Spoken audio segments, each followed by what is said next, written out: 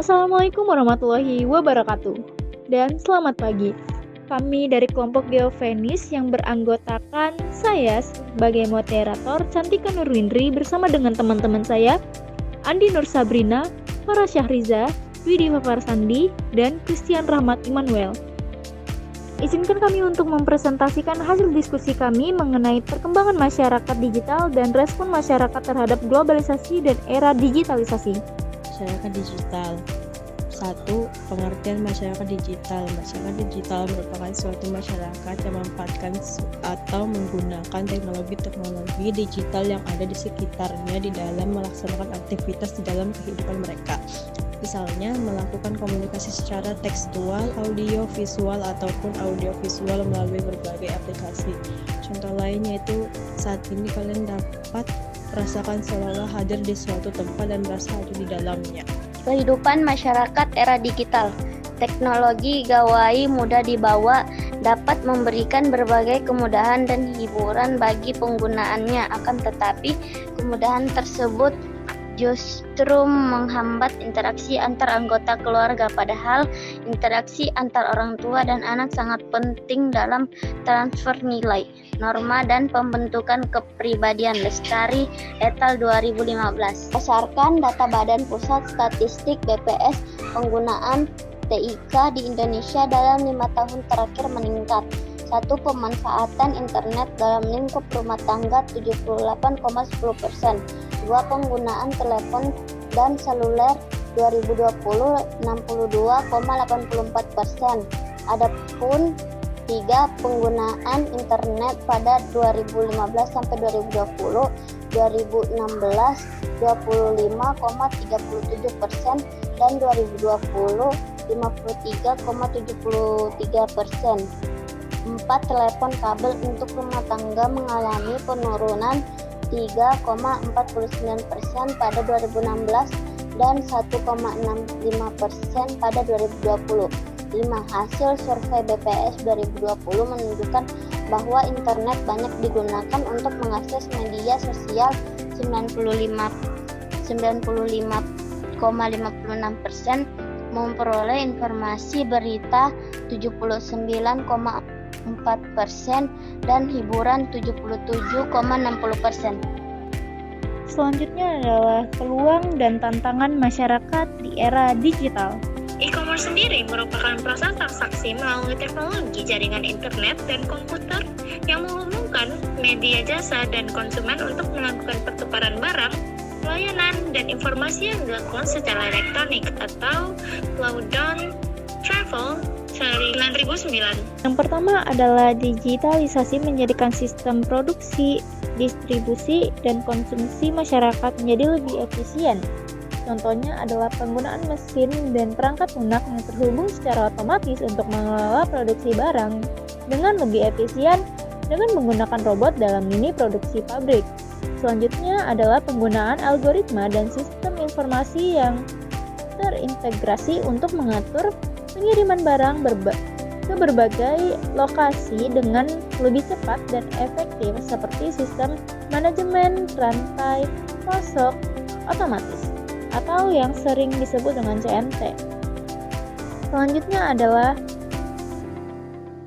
penggunaan aplikasi mobile, payment atau e-commerce yang memudahkan konsumen dalam membayar, mencari, membeli, atau memesan produk atau jasa secara online seperti aplikasi Gojek, Tokopedia, Shopee, dan lain-lain.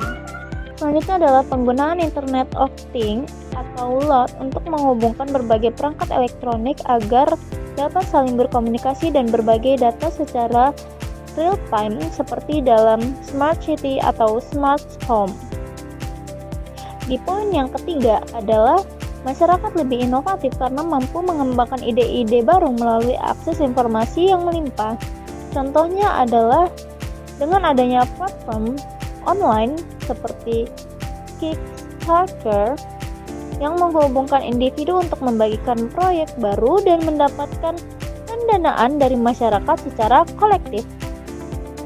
Nah, setelah kita mengetahui peluang, alangkah baiknya kita juga mengetahui tantangan. era digital juga memiliki tantangan loh yang harus diwaspadai masyarakat. Adapun tantangan masyarakat di era digital sebagai berikut. Poin yang pertama adalah otomatisasi sistem digital yang mengurangi kebutuhan tenaga kerja manusia. Contohnya adalah implementasi teknologi robotik dalam industri manufaktur. Dengan menggunakan robot untuk melakukan tugas-tugas repetitif, perusahaan dapat mengurangi jumlah pekerja yang diperlukan dan meningkatkan efisiensi operasional. Poin yang kedua adalah tenaga kerja kurang terampil yang tidak mampu bersaing pada era digital. Contohnya adalah pekerja yang konvensional yang tidak memiliki kemampuan dalam penggunaan teknologi informasi dan komunikasi.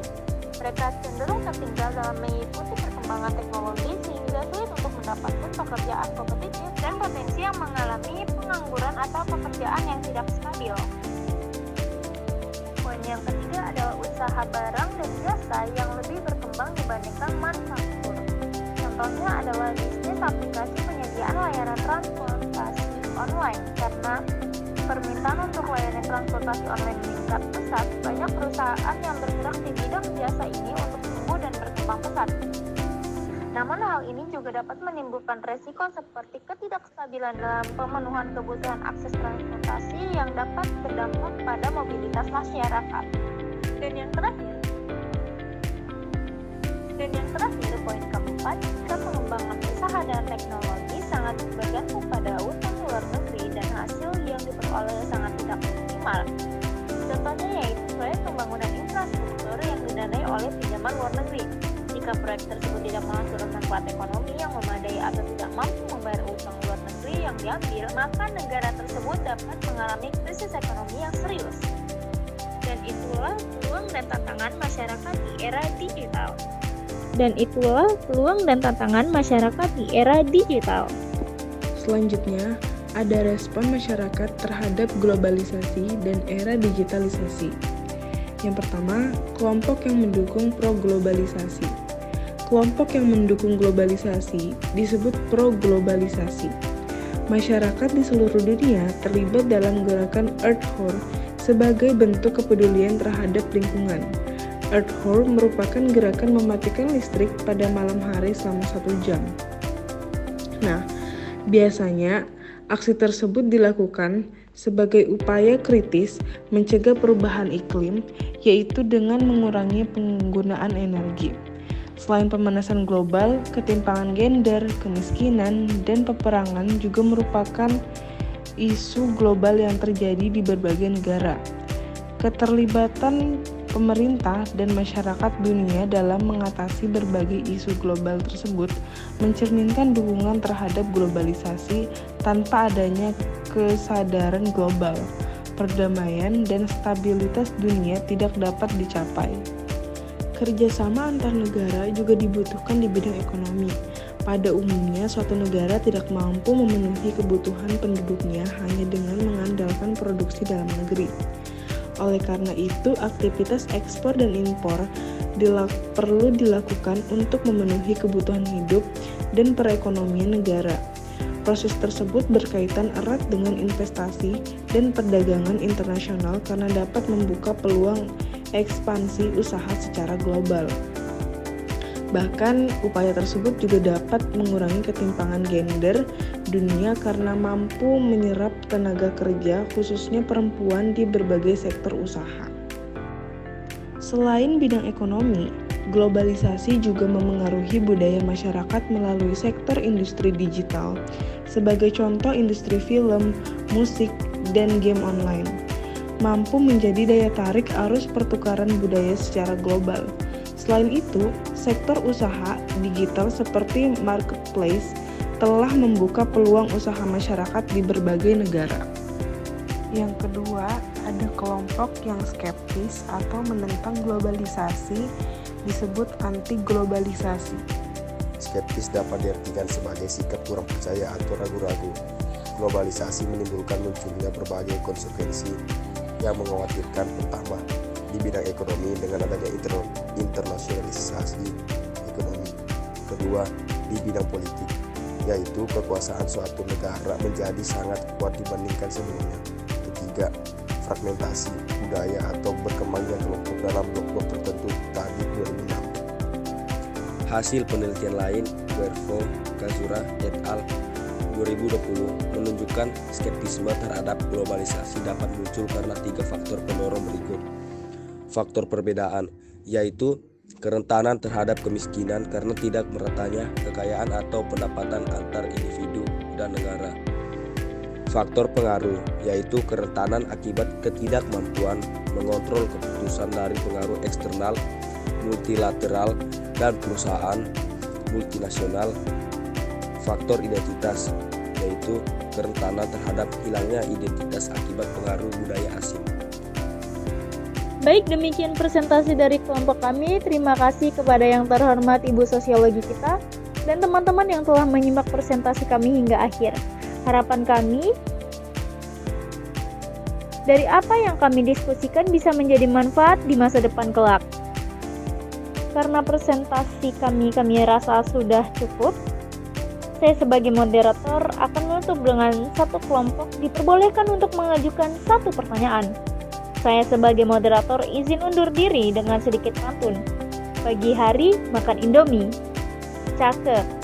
Siangnya makan bubur ketan. Cakep.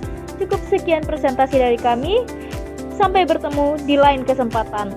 Wassalamualaikum warahmatullahi wabarakatuh.